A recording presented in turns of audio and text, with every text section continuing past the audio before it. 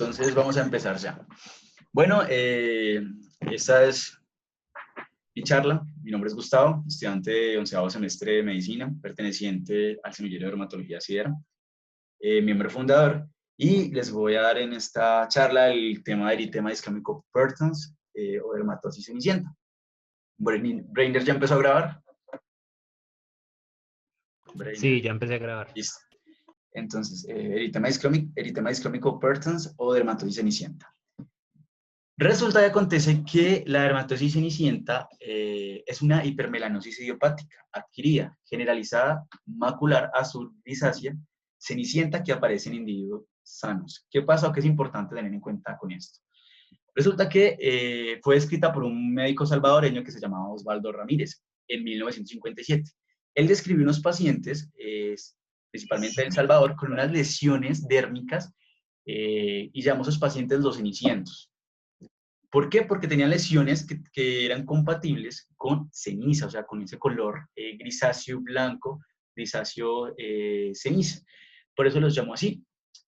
Si bien posteriormente, en el congreso, en el primer congreso centroamericano que hubo en El Salvador en ese año, esa patología cambió de nombre a lo que es actualmente como la conocemos, el eritema isquémico pertans o persistente.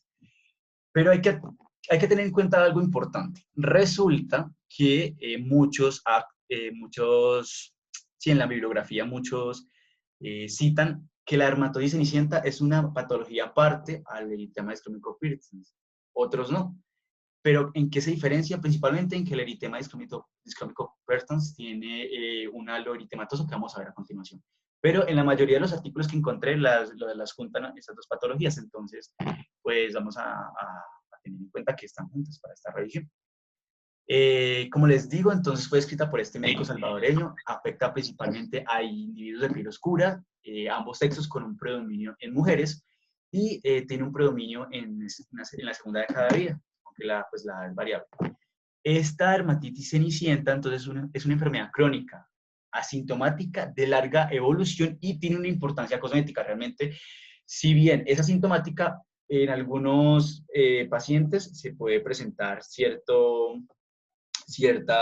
ardor o cierto prurito en las lesiones que presentan. Bueno, es más común en América Latina y Asia. ¿Por qué? Por el fototipo de piel que tenemos en estas latitudes, en estos países. Principalmente en El Salvador. El Salvador es donde más se han descrito estos casos. Pero bueno, aunque se presente en América Latina y Asia, tienen que tener en cuenta que también se han dado reportes en diferentes partes del mundo, como en Europa o en Estados Unidos. Y es curioso porque esos reportes en Europa y en Estados Unidos son de personas de hispanoamericanos o personas asiáticas que han ido a migrar a esas partes del mundo y pues han presentado esta patología. Son muy pocos los caucásicos que presentan esta patología e incluso los caucásicos que presentan una patología son más frecuentemente en edades infantiles, en edades pediátricas. ¿Hasta el momento tienen alguna duda?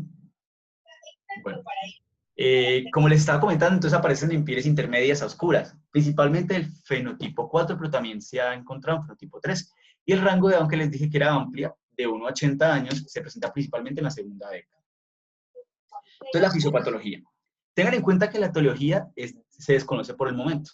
O sea, no hay un consenso de lo que realmente pasa.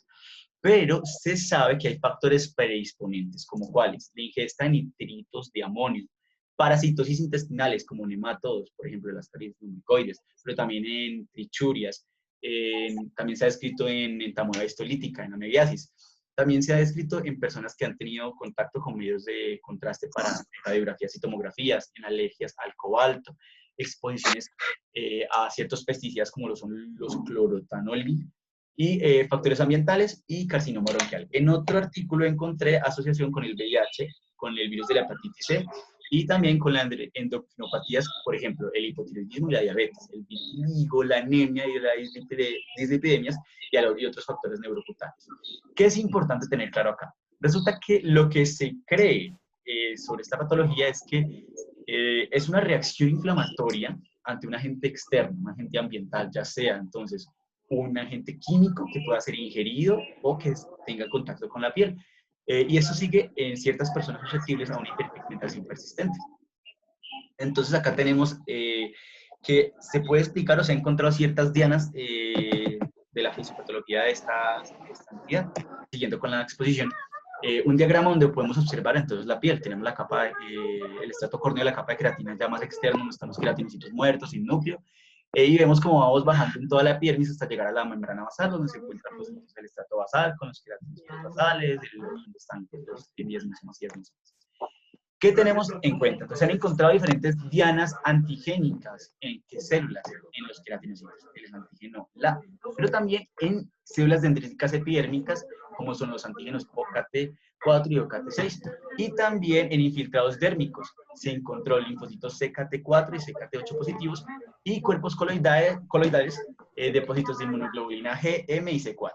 Esto se ha encontrado hasta el momento, si bien no hay un consenso ni han demostrado en todos los estudios. Unos estudios demuestran esta presencia de estas dianas antigénicas, otros estudios no. Pero pues para tenerlo en cuenta, podría ser, entonces, como les dije, lo que se cree es la exposición a algún factor ambiental, algún químico o algún material pues externo que desencadene esta patología, ya sea por una reacción, puede ser inmunológica, por medio de inmunoglobulina G o por el complemento de inmunoglobulina M, o incluso pues, hasta el momento por una reacción de inmunidad celular. Pero pues todavía no se sabe, apenas se está estudiando esto, todavía falta más consenso. Bueno, las manifestaciones clínicas. ¿Qué tenemos acá importante? Tenemos que el curso clínico es de larga data, es crónico. En ciertos artículos encontré que tiene un mínimo de 3 meses, máximo a 12 años. Si bien las recidivas son realmente raras, entonces se ha encontrado más recidivas en personas a unidades pediátricas, en personas antes de la pubertad. Pero las lesiones pueden ser desde 0.5 centímetros hasta de ahí en adelante, o sea, de gran tamaño. El patrón propio de la lesión son máculas y placas. Gustavo, espérame un momentico. No sé si de pronto los que nos están escuchando pueden silenciar sus micrófonos porque escuchamos como muchos ruidos de niños, televisores y ruidos atrás, y de pronto nos ayudan con eso a silenciar los micrófonos de todos. Y pues si tienen alguna pregunta, ahí sí los activan. Muchas gracias. Vale. Bueno, entonces, siguiendo, el patrón de la lesión como tal, encontramos que son máculas o placas. Recuerden que las máculas son menos de 1 centímetro, placas más de 1 centímetro, que son hiperpigmentadas de forma y tamaño variable, como lo vamos a ver más adelante, de colores gris ceniza o marrón azulado. Importante, en sus etapas activas se acompañan de un borde eritematoso, y eso es lo que les comentaba al principio. Para diferenciar como tal la dermatosis cenicienta con el eritema, la otra variante como tal. Entonces tenemos que el eritema discrómico Pertons tiene y se acompaña de un borde eritematoso en la lesión inflamatoria, en la lesión pues, que está activa. Mientras que por eso muchos de los autores diferenciaban estas dos, mientras que en la dermatosis cenicienta no se encontraba ese borde activo o esa lesión eritematosa. Pero pues la mayoría de los autores dicen que realmente es la misma entidad, solo que en ciertas manifestaciones clínicas se pueden encontrar los bordes eritematosos activos. Bueno, ¿en dónde se afecta más o dónde se altera, dónde se encuentran estas lesiones? En el tronco, en los brazos, en el cuello y en la cara.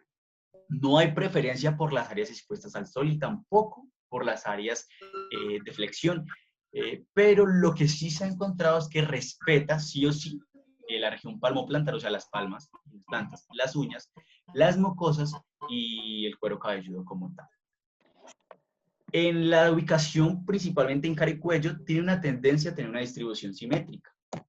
Y pues realmente, como lo vamos a ver más adelante, la lesión hipercrómica suele estar rodeada de una lesión hipocrómica. Entonces, en estos cuadritos que van acá, pues realmente está el resumen de lo que es la clínica. Inician como unas máculas grisáceas que pueden variar entonces de tono de gris claro a gris oscuro. Algunas veces, como les dije, pueden presentar el borde eritematoso, y este borde va a desaparecer en algunos meses. Lo que pasa es que este borde, entonces, puede desvanecerse y va a desencadenar o va a formar lo que es el halo hipocrómico, y luego, posteriormente, ese halo hipocrómico va a pigmentarse. Así va creciendo lentamente la lesión. Es una lesión hipercrómica, hiperpigmentada, tiene el borde eritematoso, luego tiene el halo que se forma, ya desaparece el borde eritematoso, se hiperpigmenta este borde o halo hipopigmentado y ya vuelve otra vez a presentar otro halo eritematoso que después se vuelve a hipopigmentar y luego se hiperpigmenta. Y así va creciendo. Miren acá, en esta imagen que pueden observar en la parte izquierda está, en este caso vemos lo que es una placa, vemos que está hiperpigmentada y miren el borde eritematoso. Pero acá vamos a observar entonces, claro, Eli, si quieres. Máculas. Eso, lo que pasa es que encontré que eran máculas o placas, pero pues mácula era menor de 1 centímetro y pues en este caso creo que es mayor de 1 centímetro. No, acuérdate que la diferencia entre la mácula y la placa es que la mácula no se palpa y la placa sí se palpa. Perfecto, dale. Si tú cierras los ojos y pasas la mano y no sientes nada, son lesiones maculares, no se palpan, y si se palpan son placas. No importa que sea de 1 centímetro o de 2 centímetros porque o de 3 que la pápula era la que se palpaba, pero vale, perfecto. Gracias por complementarme. Entonces sí, en este caso entonces sería una mácula que está hiperpigmentada y se ve el borde eritematoso. Bueno, en esta siguiente vamos a ver que está en la región, pues realmente al lado de los músculos paravertebrales, en la región supraescapular, del lado derecho. Esta tiene 2 lesiones. Una lesión grande, que es la mácula que está grande, grande, grande. No se observa un borde eritematoso, pero se puede ver un halo hipopigmentado, ¿sí lo ven? Y tiene otras lesiones como satélites, realmente son numulares, pequeñas numulares, también de ese color azul cenizo, grisáceo. Y en este caso observamos en otro paciente la mácula y más color violácea como grisáceo también ceniza, pero acá no se encuentra tampoco el borde eritematoso y levemente se puede observar un halo hipopigmentado. Bueno, la forma entonces varían, pueden ser ovales o policíclicas irregulares, que es lo más frecuente. Ahorita vamos a ver una variante en policíclica regular. Esas aparecen sin síntomas precedentes, o sea, no hay ningún prodromo que me indique que vayan a aparecer las lesiones, solamente aparecen. Se pueden extender lentamente hacia la periferia, llegando a ser confluentes y pueden pues entonces afectar grandes partes del cuerpo.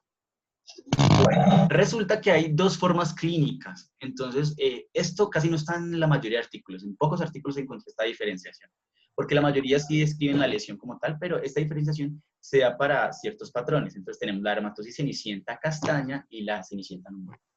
Ahí están las formas concisas, entonces lo más importante es que la castaña tiene una disposición típica en que en la cara, en el escote, en miembros superiores y en miembros inferiores y en la parte alta del dorso. En escote en B es el cuello en B. Acá en esa posición, ahorita vamos a ver unas imágenes. Y tiene en su vecindad como tal muchas numulares.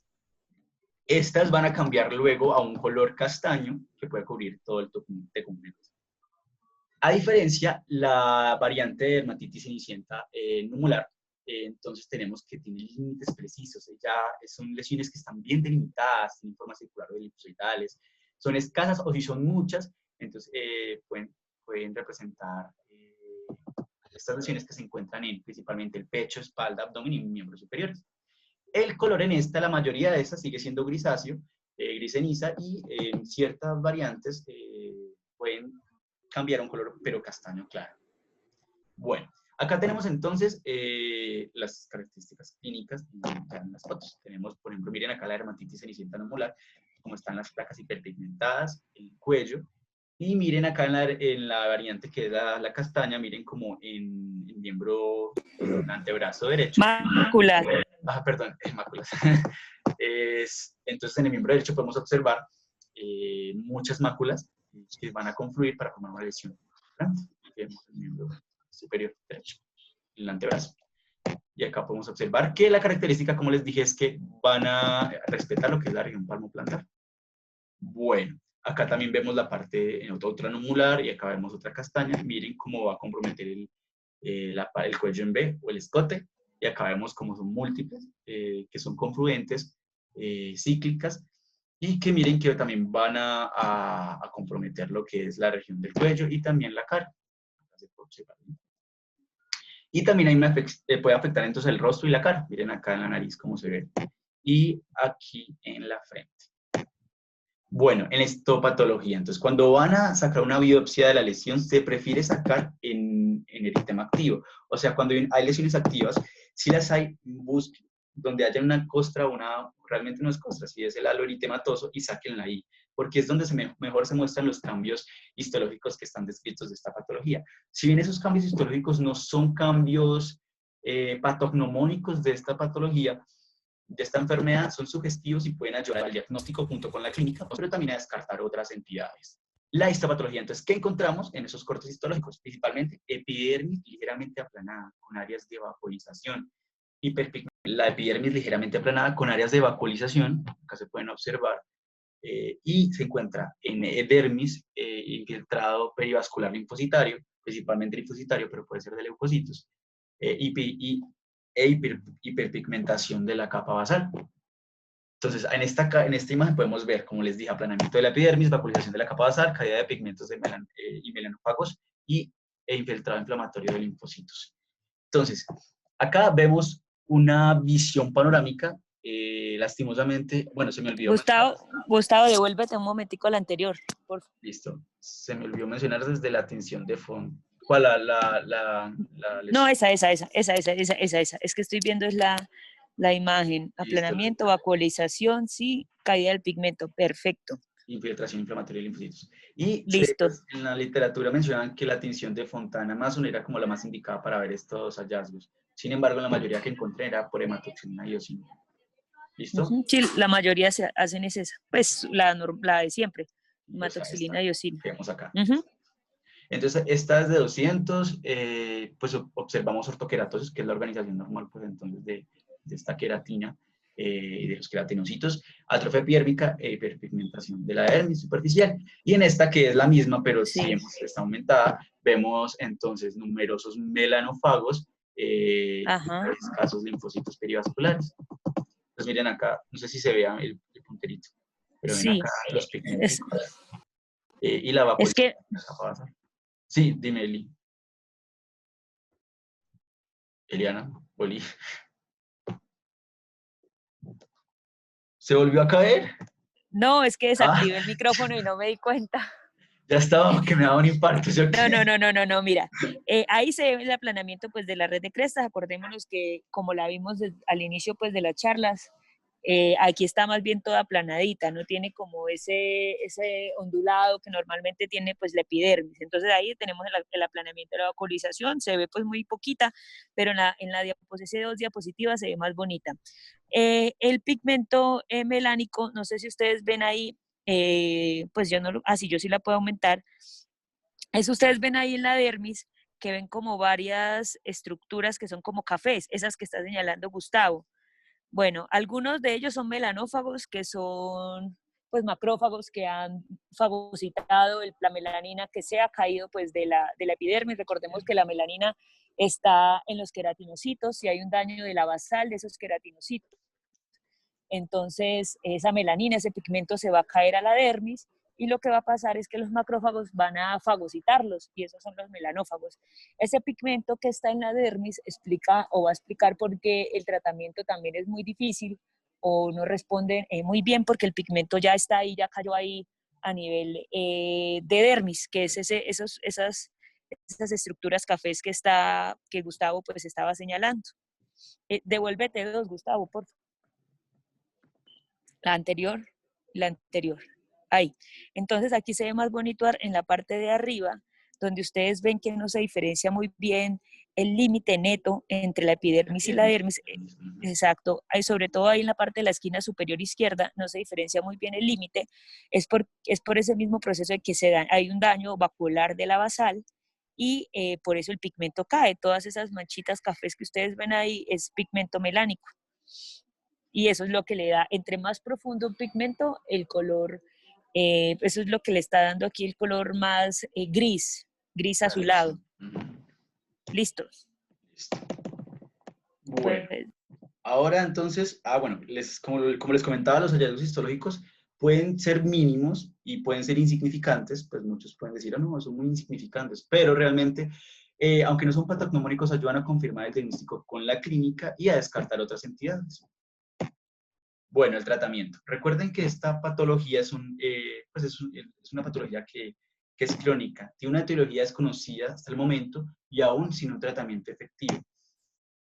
Llegamos a la parte del tratamiento, que es un poquito complejo. Se han utilizado muchas opciones terapéuticas, pero realmente solo 2, entre ellas una más que todas, nos han dado buenos resultados. Si bien se han utilizado corticoides tópicos, fosfatos de cloroquina, glicerina, hidroquinonas del 5 y 15%, incluso los queratolíticos se han intentado, pero pues no han tenido buena respuesta. Si bien los únicos 2 que leí, que encontré era la dapsona, pero la dapsona casi no se utilizaba por los efectos adversos también que tenía, pero tenía más evidencia la clofazimina. La clofazimina, a una dosis de 100 miligramos, 3 veces por semana, ojo, son 3 veces por semana, no 3 veces al día, sino por semana, durante un ciclo de 3 a 5 meses. Pues realmente no encontré presentaciones aquí en Colombia, encontré una que era de Malasia y pues la de Novartis que se llama la Prené.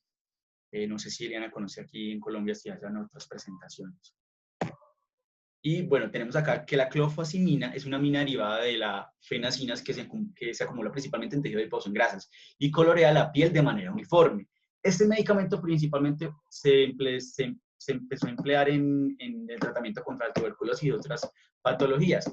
Y su mecanismo de acción, si bien es desconocido, se cree que afecta o actúa ante los monocitos y macrófagos, que son pues los que van a fagocitar esa melanina que va a caer desde la epidermis a lo que es la superficial y la dermis. ¿Qué pasa? Que es importante. Como actúa a nivel de esas células, entonces se cree que tiene o su mayor actividad es en la fase inflamatoria, por lo cual se conoce o se piensa que tiene efectos inmunomoduladores, ya sea entonces que ayuda a la disminución de la lesión por el efecto inmunomodulador como tal, o por el camuflaje de la lesión por la pigmentación que tiene de estas zonas de forma simétrica. La administración es por vía oral, tiene una alta biodisponibilidad que se aumenta incluso con los alimentos cuando se consume medicamentos con alimentos. Y tiene una lenta eliminación. Tiene bastantes RAMs, entre ellas en la piel, principalmente en el tracto gastrointestinal y en los ojos. Tenemos que la más frecuente en piel es la coloración rosada anaranjada que produce, pero también una dermatosis ictiosiforme que asemeja a la ictiosis. Y esta pues se menciona que puede mejorar, ya sea bajando la dosis como tal o aplicando ciertos humectantes, ciertas cremas pues, que hidratan la piel. Una de las RAN más temidas, pero que se da principalmente en dosis muy alta, casi dosis de 100 miligramos por día, recuerden que son pues, en 3 veces por semana, 100 miligramos, acá se está utilizando una dosis mayor a 100 por día. Se da los depósitos de cristales que principalmente se dan en intestino delgado y eso genera una enteropatía fatal. Entonces es como lo más temido, pero se da por el medicamento, no por la patología. Y lo más Gustavo, ¿a qué dosis es que se presentan esos cristales? 100 miligramos por día, mayor a 100 miligramos por día. Recuerden que son, la dosis es de 100 miligramos, pero 3 veces por semana, no por día. Entonces uno va diciendo un día sí, otro día no. O sea, en la semana tiene que haber tomado 3 veces nomás el medicamento, cada dosis de 100 miligramos, pero en esta se da cuando cada día superan la dosis mayor a 100 miligramos. ¿Sí me hago entender? Pues eso es lo que encontré en la literatura. Se presentan esos depósitos de cristales, eso es más frecuente encontrar estos. Pero realmente es una RAN que no es tan frecuente porque la mayoría de dosis son dosis seguras y los efectos más frecuentes en el sistema gastrointestinal son diarrea y náuseas.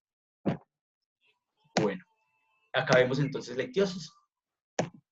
Y como les estaba comentando, este medicamento no va a curar al paciente, hay que enseñarle al paciente que su patología es crónica, que es de muy difícil manejo, que hasta el momento no hay un medicamento totalmente eficaz, pero se le puede ofrecer una combinación de otro esquema de tratamiento con este, incluso se puede mirar en qué época podría mejorar o facilitar esa administración, por ejemplo, cuando tenga las lesiones activas, que tengan el borde eritematoso, el medicamento va a actuar de forma o se ha encontrado que actúa de una mejor manera y determinar el tiempo necesario puede ayudar también. En muchos casos clínicos que leí, muchos pacientes no entraban en tratamiento porque realmente es algo asintomático. Si bien la mayoría son asintomáticos, cuando son sintomáticos presentan a veces prurito o incluso ardor, pero realmente tiene algo más importante desde el punto de vista cosmético, más para las mujeres. Por eso también se cree que las mujeres son en el pico, pues, aunque afectan a ambos sexos, afecta más a las mujeres, pero se cree que es porque ellas consultan más desde la parte de vista cosmético.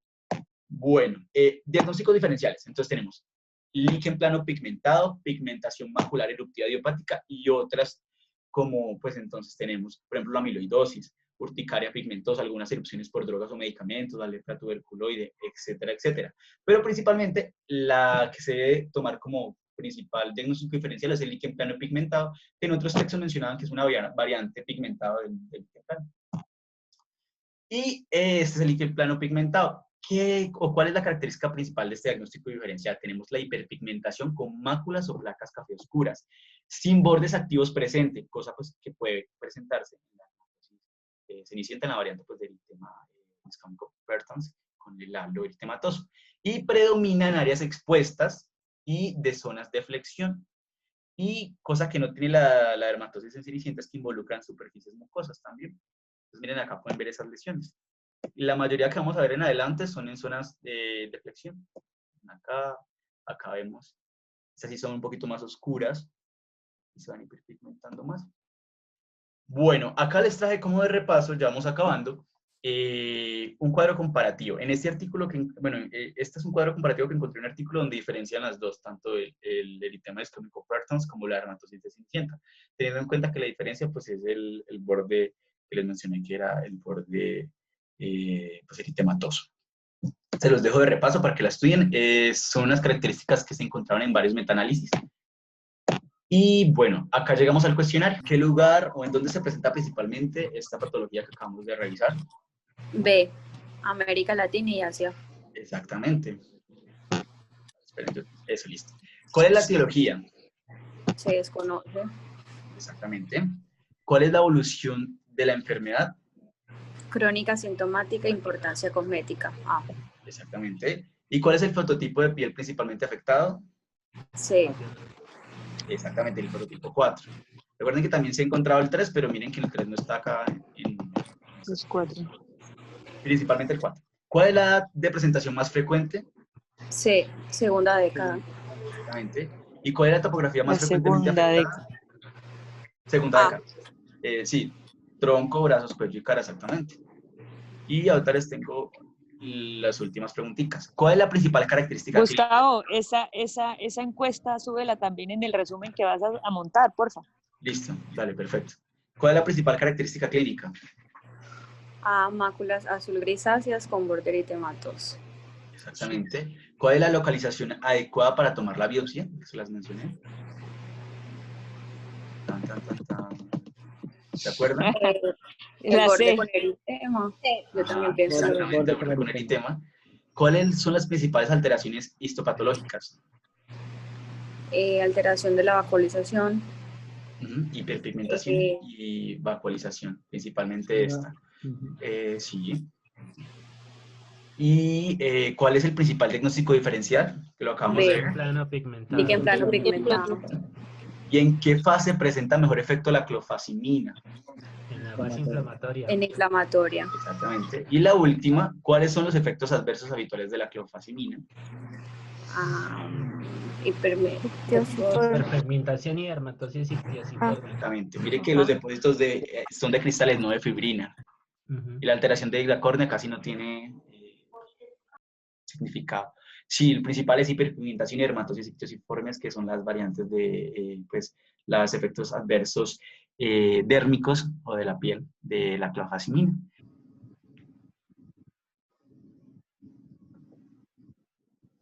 Doc, muchísimas gracias. Pues es algo que igual vamos a ver porque es patología, como vimos, de latinos y de asiáticos, y que realmente uno se va a encontrar con esos casos y es un poco complejo decirle al paciente pues que hay muy pocas cosas por hacer. Por último, chicos, los dejo con esta frase. Tu mente siempre te recuerda lo malo, lo difícil y lo negativo. Recuérdale tú a ella tu grandeza, tu pasión y tu fortaleza. De Jorge Álvarez Camacho. Muchísimas gracias por asistir. Muchas gracias, Gustavo. Muchas gracias, muy buenas. Y para todos los que asistieron, recuerden que vamos a seguir con las charlas.